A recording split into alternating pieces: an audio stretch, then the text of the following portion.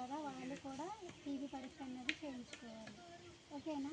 అది మన ఏరియా హాస్పిటల్లో కూడా అవైలబిలిటీ ఉండదు. ఒకటి ఎక్స్రే ద్వారా ఉంటుంది, ఒక ఎక్స్రే పరీక్ష చేయించుకుంటాం. ఎక్స్రే ద్వారా ఒకవేళ లేదనుకోండి, దాంట్లో ఒక ఉమ్ము పరీక్ష ఉంటుంది. పొద్దుగాల మీరు లేచిన వెంటనే ఒక పూట ఒక కంటైనర్ ఇస్తారు, ఆ కప్పులో ఉమ్ము పెట్టేసి పొద్దుగాల మీ ఫ్యామిలీలో ఎవరైనా వెళ్ళొచ్చు, లేకపోతే పేషెంట్ అనే వెళ్ళొచ్చు.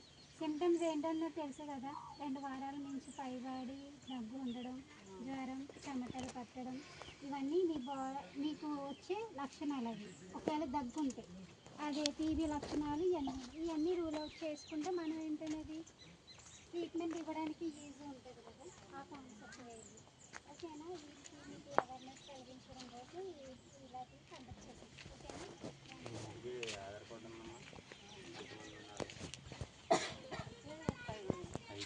ఆధార్ కార్డులు ఉన్నాయా?